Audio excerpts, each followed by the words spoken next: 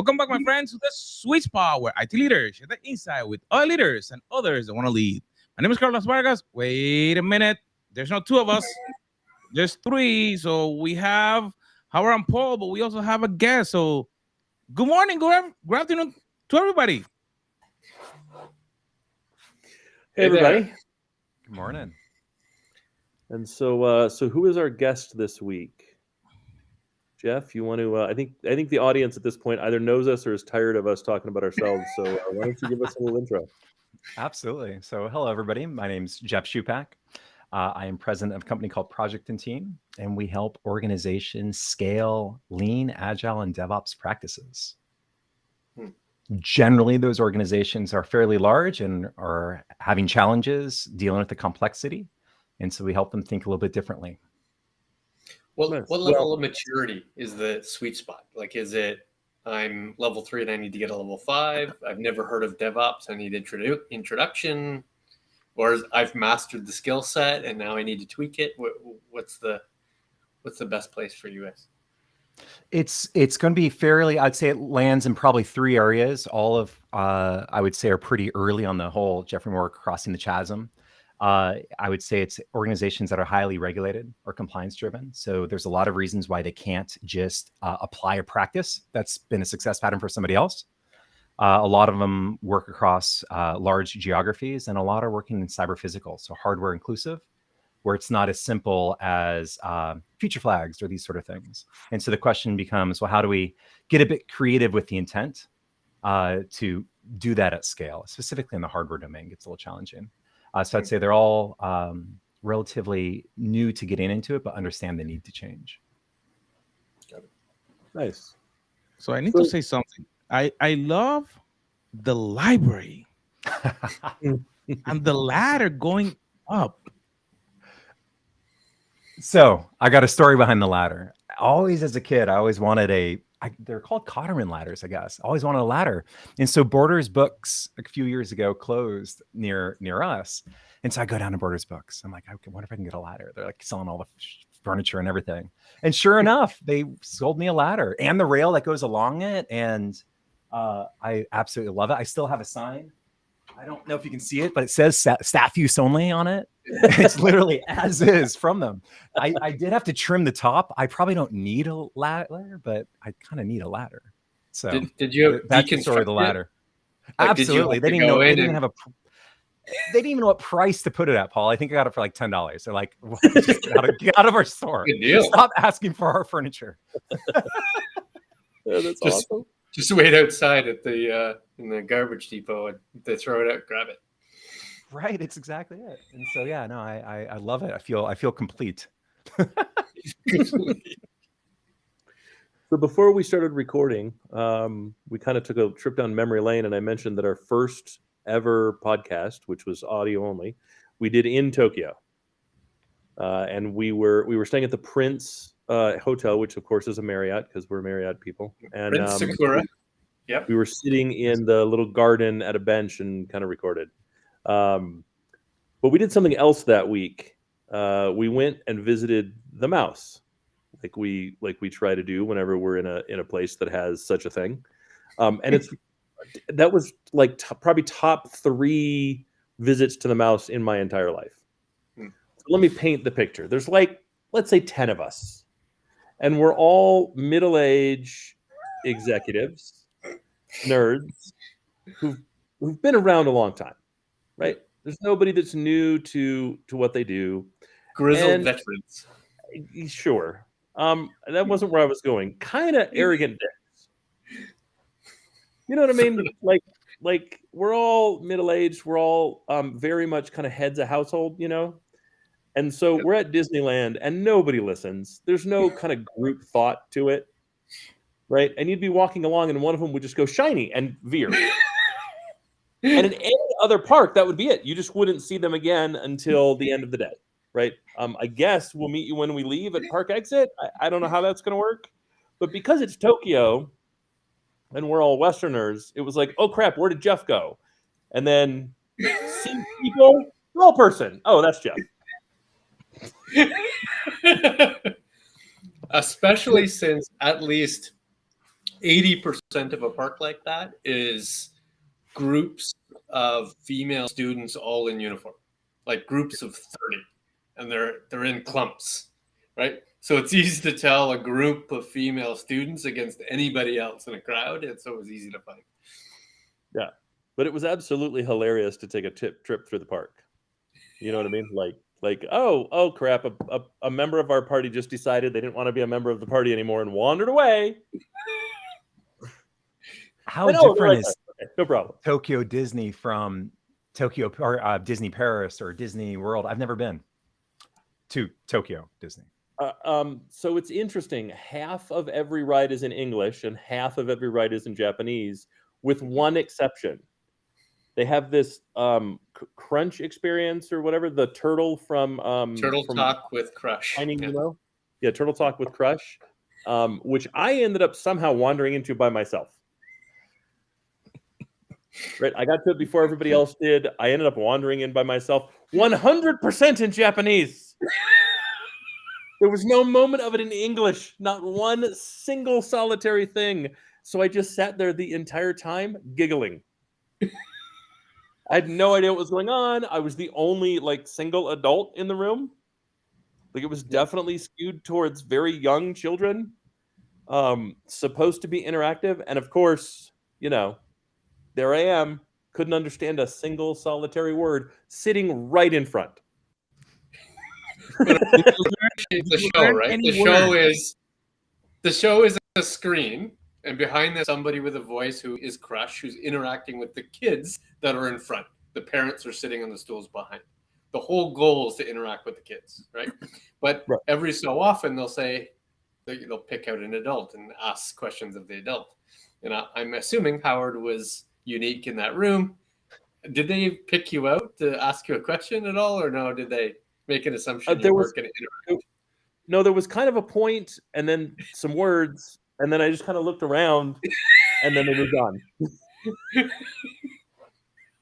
Right? Like, I think there was an assumption that if I was brave enough to come in alone, I must have understood Japanese. Like, it was, they just made an assumption, and their assumption was wildly incorrect. Like, it was the most uncomfortable I've ever been at a Disney park. Right. You know what I mean? How did you find your way onto this ride, Howard? Well, I feel like it's on a list, and so I'm like, I got separated for whatever reason, and they're like, I'm like, where are we going next? Oh, we're going to go to the Crunch ride. Okay, cool, I'll meet you there. And they just kind of get in line, figuring like they'll find me because I'm easy to see. But I was so far ahead, I made it into the ride before the rest of the party showed up. So then I just kind of soloed it. So I bring that up because I was just at Orlando, right? I had a conference, and like I often do when I have a conference in Orlando, I asked my wife if she would like to go, and she says, absolutely, can we go to Disney? So we went out a couple days early. I took Paul's advice, and we went to Epcot, which was a fantastic experience. It's the least kind of populated of the parks. So if you're going on a busy day, it'll be the least busy at Epcot. So I think the longest line was maybe 70-ish minutes. But we didn't really stand in any of those. We did Ratatouille near the end of the day. I have to say, spectacular. And somehow, so Ratatouille is the longest. Ratatouille was like 150 minutes for most of the day. Because it's the newest, right? Yeah. Yeah. Well, other than the one you were on. Yeah. It was 35 minutes when we hit it. Wow. Like we finished dinner and I was refreshing the Genie app. I didn't pay for anything. I just used their app and refreshed until it kept ticking down and ticking down and ticking down. I'm like, it's 30 minutes. We should go. We got in line before we made it into the kind of the building. We were in the line outside. It was at 70 minutes. Huh. Wow. So there was some other activity, parade or something that was happening that caused a lull, and we captured the kind of tip of that lull. And the ride was fantastic. We did Guardians of the Galaxy, which is very hard to get into. It's a queue only line, so you have to do a virtual queue. You can join it at 7:30, but for some reason I wasn't eligible to join at 7:30. Or you can join at 1 p.m. and I got in at 1 p.m. and then you show up at your appropriate time. They let you in through the fast pass, and then it's still a 60-minute wait or something. But it's effectively like if somebody said, if you just, I want you to think about what you would do with Space Mountain if you used today's technology to build Space Mountain.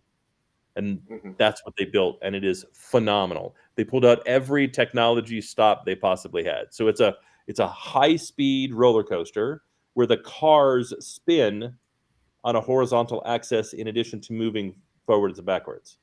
Right. So when you're doing a And corkscrew, you face the corkscrew while you're going through it. Right.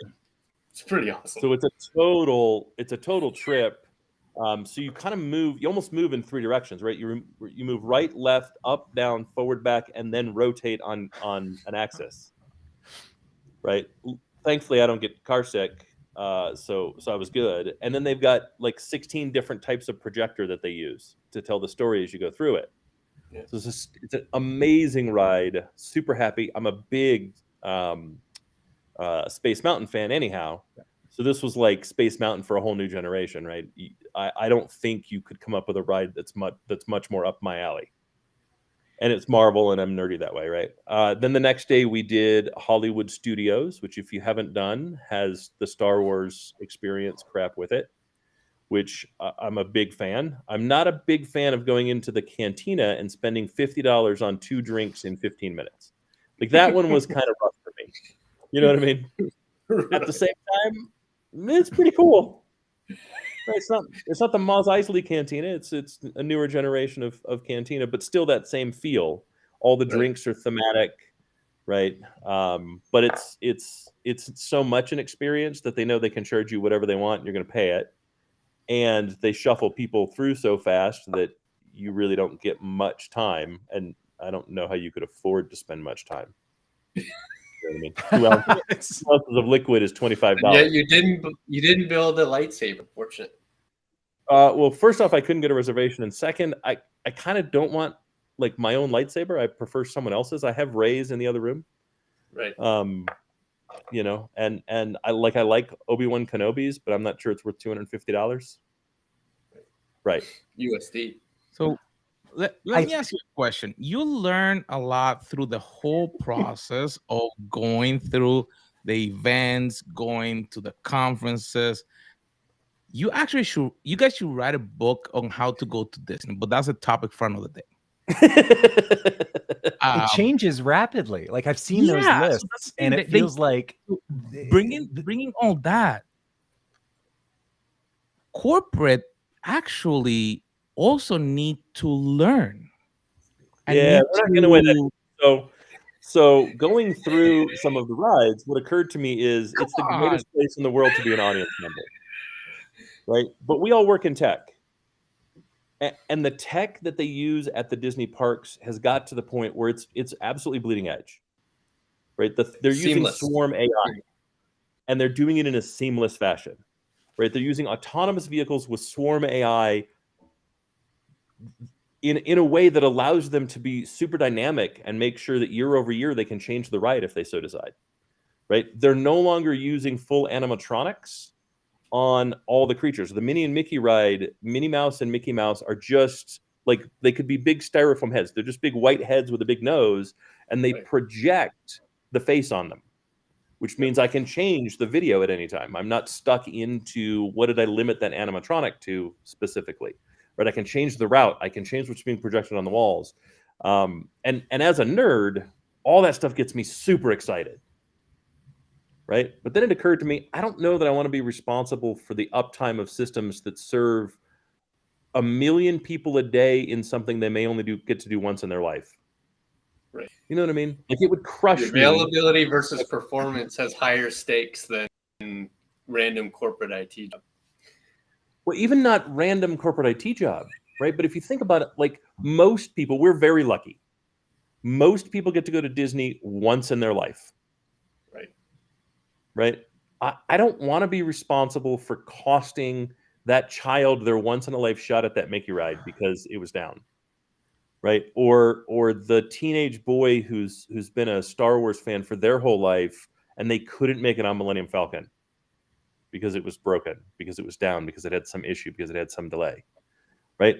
I don't think, like, if I was offered the CIO of Disney job, I think I'd have to pass. I don't think I'd enjoy the quality of life for that job. Like, what do you think, Jeff? Is that? The incident management piece is interesting, right? So we're accustomed to dealing with incident management related directly to IT, and it's almost different. Okay, some kid drops an ice cream cone, right? The ice cream. How's the park going to respond? How quickly can we get Mickey out on stage in the park to have some sort of intervention there from a customer centricity standpoint? It makes a lot of what we do very physical, very tangible. It's interesting. And I think that's that radical customer centricity just to an extreme. It's they understand. They've done it forever. I mean, they've done it for so long, and it stretches. It starts. And what's also so fascinating to me is the thread across their products. Right, it starts in studios, and then it goes to streaming distribution, and then somehow we have to have this incident management also in the parks, and it's this massive thread of how they pull that whole ITP or the whole content through. That's just phenomenal to me. Rapid learning, I think, informing across all three major segments of their business. So there's to go back into kind of the history of Disney and really talk about that centricity and that attention to detail. Disney did a thing years ago called Party Gras. I don't know if anybody remembers Party Gras, but it was Disney's Disney's version of the Mardi Gras celebration. And so it was their kind of New Orleans themed parade and whatnot. And they launched it on Bourbon Street in New Orleans. Interesting.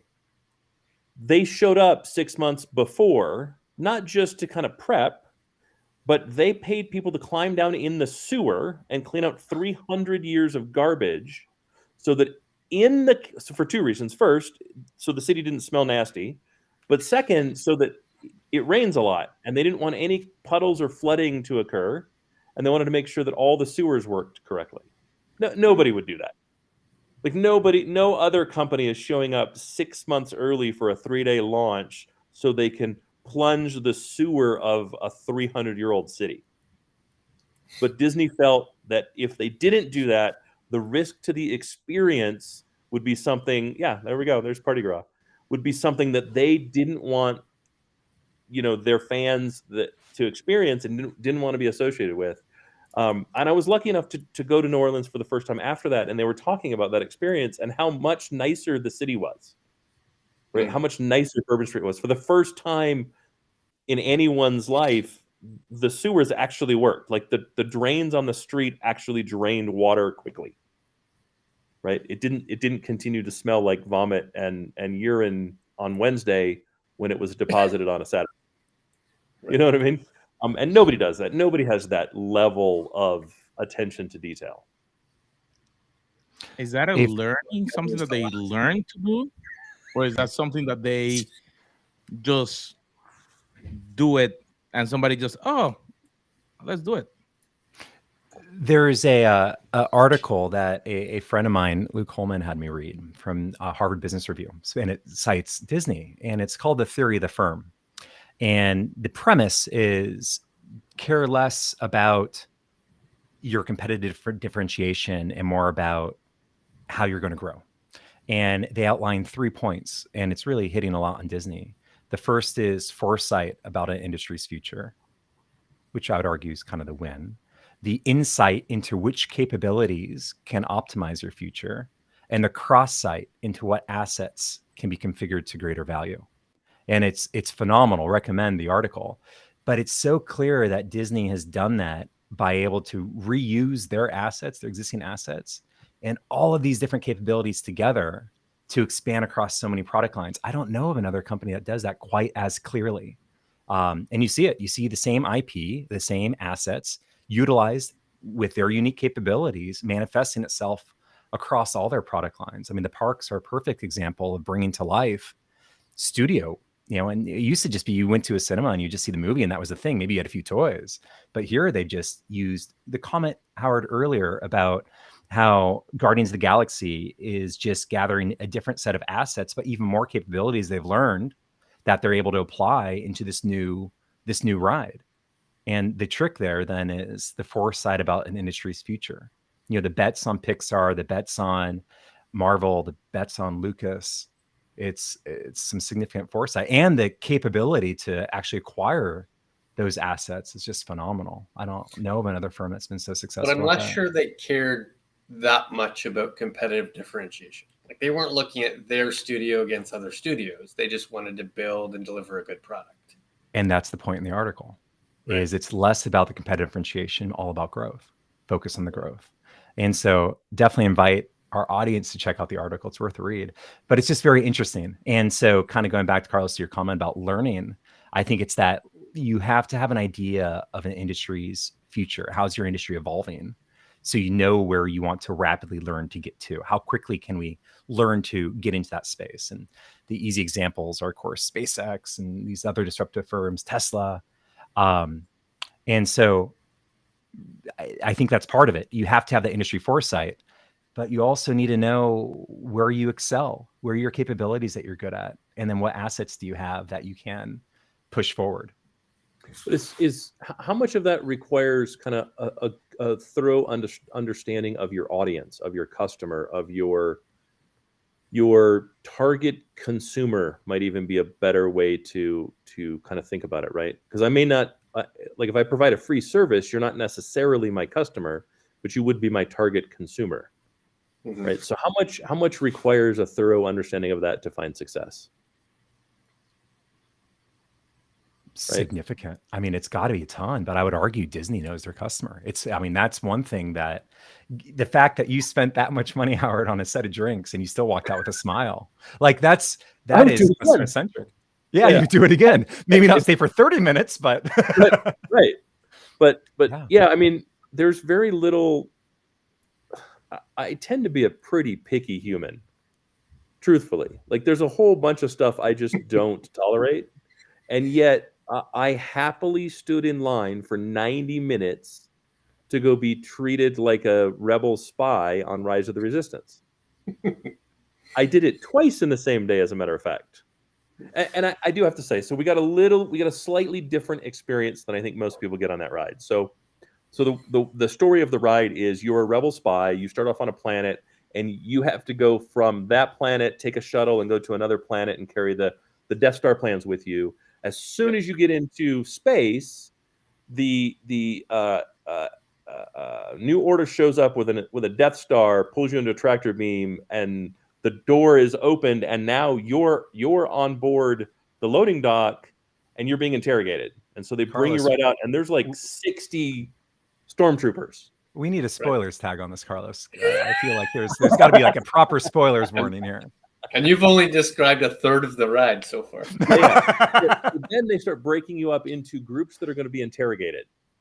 Yep. Right. And my wife at this point has to pee really bad.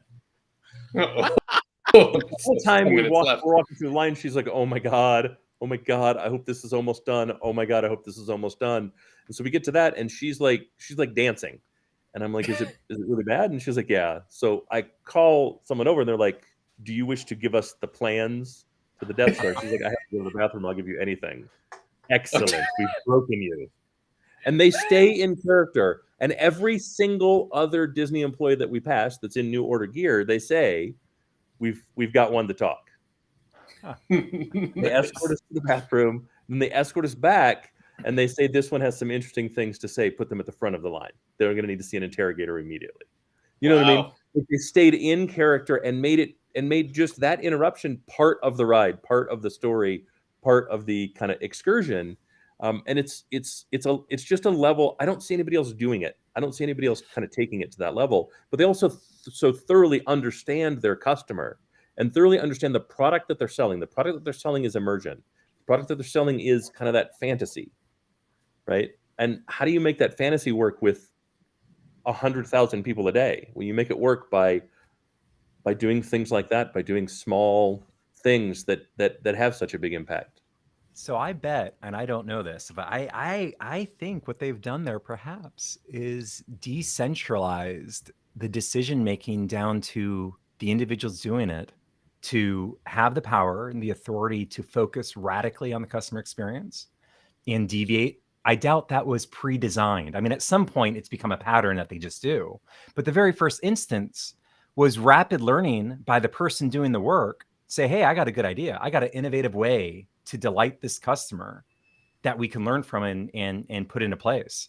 You know, we've all been on those phone calls to whatever teleco company you're trying to cancel your cable from, and it's the complete opposite experience, right?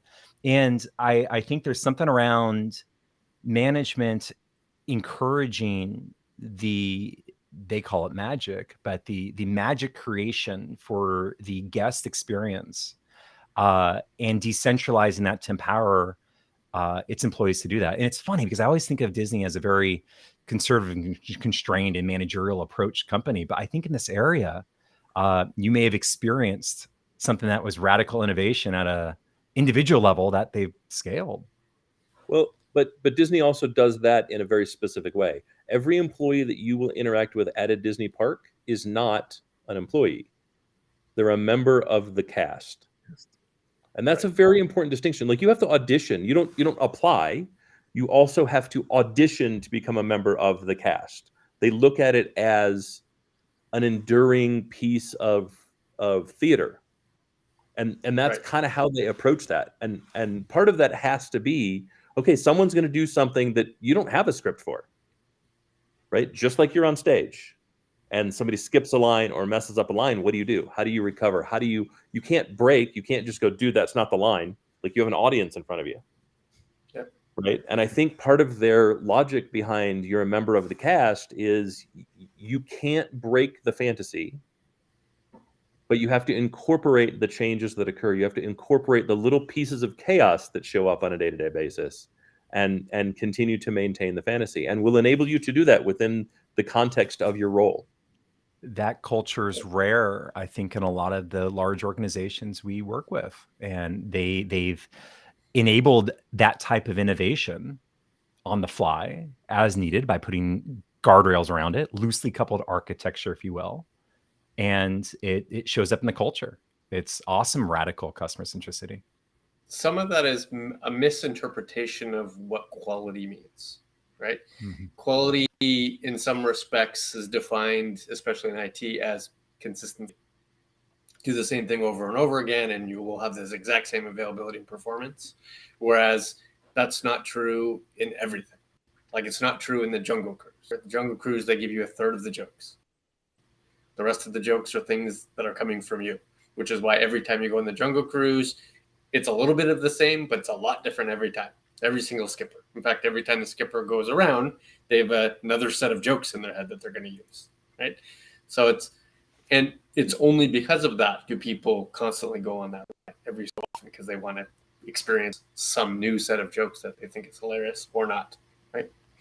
But in IT, in many ways, the goal is that consistency for an assumption that increases the quality, when in fact, that might be true in release management, but it's probably not true in customer engagement, right? It's probably not true in relationship management. It's probably not true in customer journey. It's right? true Customer in journey. true, but it's not true in cast. Right. Right. The things you do on the back end that make the lighting work, that move the sets, right, that have to do with making sure that the costume looks the same from show to show, all of those things can be done with a focus on consistency, a focus on repeatability.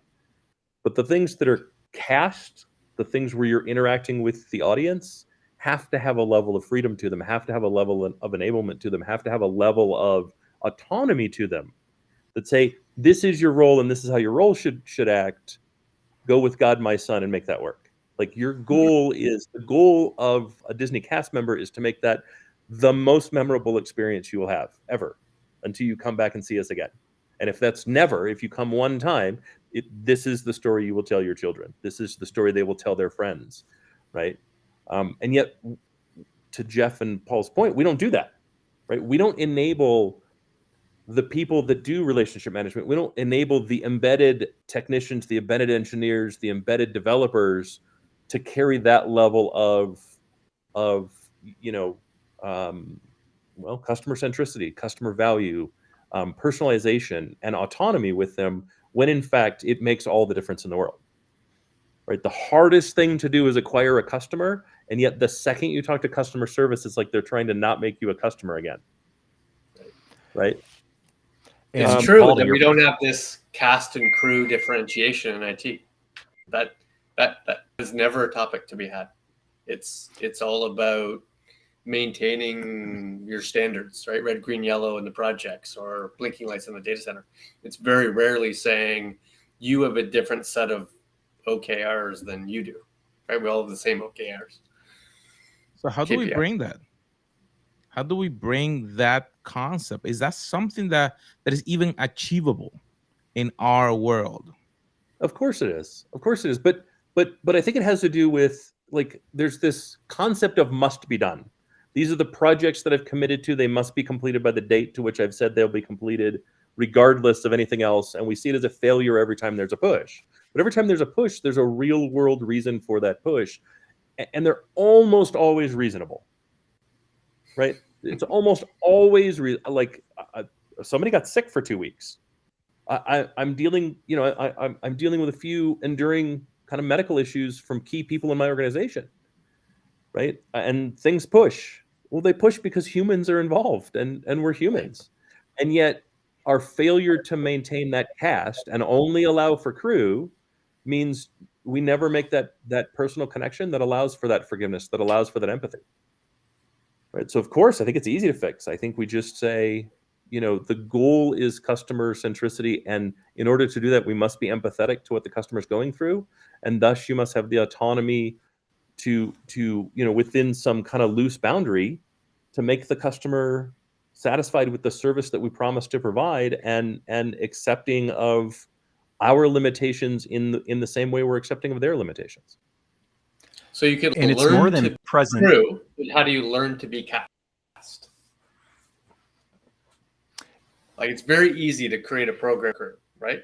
Here are the buckets of things you need to know, and I can test you on the things you need to know. But that's not appropriate for cast. Right? Cast, you're looking for them to engage differently all the time, right? I want you to create a personalized experience. I want you to read the room, right? Read the situation. Treat children differently than you treat adults. Where does that come from? How do you engage in that learning experience? I think crew, though, still is going to get pulled in to that insight of your industry's future, right? You're going to need to predict your future customer tastes and your future customer demand. And I think that's sometimes gets locked out by crew also. We have this infrastructure, we have this setup, we have this business process, we have this bureaucracy, this old technology that is our debt that's going to limit our ability to act on that future industry direction. And what it sounds like Disney's been successful at is bringing that technology forward. They still have old rides because the customers still love them. People love going on It's a Small World, right? That's a thing. Like, whenever they've tried to stop it, people still do it. Howard hates it. It's horrible. But it's still a thing. There's a reason they have it. But at the same time, each iteration of a new ride is taking their newly found capability that crew is standardized, and they radically push it forward. So it may not be the same ride is always radically upgraded, but it is that crew on the next instance, the next iteration on the next ride, is pushing that limit further and further. But what Disney's done is it's that foresight. It's knowing what our customers' taste and demand will be in the future. And that it takes a long time to build a ride. So to getting ahead of that is just phenomenal. I think Disney also does an incredible job, not only of learning from where they've been, right, which they do as good as anybody else, if not better than everybody, right? I'd say they're one of the top 5 companies. Like, it's very rare that I can click play on an animated feature. And lately, I don't know what Disney produces. I no longer have children that are of that age, right? So I just see something show up. I click play. In 25 seconds, before the little Disney splash, I know this is a Disney. Because somehow it just has that feel. It has that look. It has that Disneyfication to it. And they do the same thing in their rides. And as they continue to evolve, and as they continue to change, and as they continue to update them and remove the things that are maybe no longer palatable or no longer acceptable or no longer, not, it's not appropriate that I'm looking for, but relevant. They still know what they can take away and what they can't take away, right? The Jungle Cruise has changed a lot in recent years. And yet, yeah, I kind of miss, the nostalgia of the old ride, but they haven't removed the heart of the old ride that I love. Like, they're still smart enough to go, these are the things that are important and we'll fight for those, but these are the things that we also have to fight to change, and we're okay with that. And it's this level of kind of constant improvement and constant evolution and constant learning that I think most companies miss and lose, right? I would never describe Disney as a calcified company, and yet it's a term that I use over and over and over again for various companies. Is they're calcified. They don't innovate anymore. They don't learn. They continue to do the same thing over and over again, and in many ways expect a different result. And you see it across their products. It's not just the parks, it's the studios. Right. If you get the chance, I would invite folks to Google the stagecraft that Mandalorian has been shot on, and the technology that's evolved so rapidly of being in front of just a green screen essentially, but they can project the scenes behind the actors, so the actors aren't just green wearing suits with in front of green and not knowing what they're doing or what the characters. They can actually put them in the scene, make you feel like you are acting on a planet with a screen behind you. That is yet more areas where I think crew is constantly pushing the barrier, the debt against the debt, to advance it so cast can act appropriately. They're able to weaponize their capabilities in just phenomenal ways. So thinking about that, then can we take a page from that? It looked like we need both worlds. We need to have crew that could keep doing probably the repeatable process. In a sense, they're also the ones that may innovate because they have to do it for the repeatable. But we need to then develop some cast members, some people that will delight the customer, that will, like you said, if the customer is coming with this face, or if it's a customer in this area, that they can react in a different way. Is that more on the sales side when they're starting the process? Is that more on the operation when they're supporting them? What do you think? Well, I think it's always on the sales side, but I think every interaction with a customer is the sales side, and I think that's part of what we've lost, right? Every opportunity that you have to talk to a customer, whether they're happy or sad, is an opportunity to sell a customer, right? And I think you kind of need to. I think we need to kind of go back to remembering that, right? Today, companies are spending billions of dollars on digital transformation. All digital transformation is finding your customer and working to retain them as they evolve and change, right? Digital transformation is changing your company to deliver your products in the way your customers wish they could receive them. Every company that's been displaced or disrupted has done so because they failed to do that. They failed to recognize they're not achieving what the customer wants, where they want, and when they want it, and how they want it, and someone else comes in that does. But if we're going to spend billions of dollars to do that, and we miss out on the fact that once we have the customer, they're far easier to retain than they were to get in the first place, and we've removed all autonomy from every customer-facing role and continue to do so, then we're going to spend billions of dollars to ultimately end up in exactly the same place that we started. That being said, Disney has not perfected their contact center software. I don't know if anybody's called them recently. It is still a train of ones and zeros and clicking buttons, and it's before you get to actual summon human, they haven't perfected that technology yet. So even though that is a sales opportunity, I bet there's a lot of drop calls.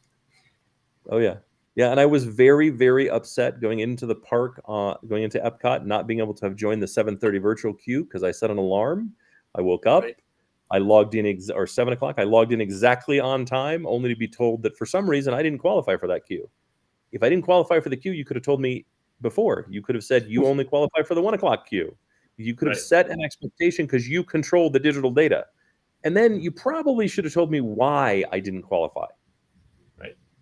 Right? Why members of my party, which was my wife and myself, didn't qualify for the early virtual queue. Those things probably would have been useful. They are far from perfect, as much as we are fans of Disney on this podcast. You were not as important as a customer as somebody else. They just didn't want to say that in words. You, my friend, are B level. I mean, Disney's a big company. I'm okay being a B-level Disney customer. That's actually not a bad place for me to be. You know, it'll be interesting if, because they know that you guys have gone so much, they know that you're a repeatable customer, that you will continue to come, and they give priority to the customers that actually this is only their first time. That would be hilarious. As in, we're on a list where Disney says we know we can shit on them and they'll still be back. Yep. Like I love the idea that Disney maintains such a list. Definitely a topic for another pod, but it is interesting that they are the only major customer-centric organization that doesn't have a loyalty program. Yeah. Right? None at all. At all. You have no idea. There's no point accumulation. There's no obvious recognition of past stays. None of that's true. And customers are quite loyal. Even though we know they have that data, obviously. But it's never a recognized issue. Well, I think that it was really interesting to understand that difference. There will always be the team that is the crew that is maintaining everything working, making sure that the rights, in our case, may be the solutions, the product that we sell or support. But there need to be that other team that is like a cast member that could delight the customer so they can continue to come back, that they will say that they will pay $50 for the drink without complaining, and they will go back again. So my friends, take the time to write down your note, share with your team. As always, share, subscribe, and we'll see you on our next episode.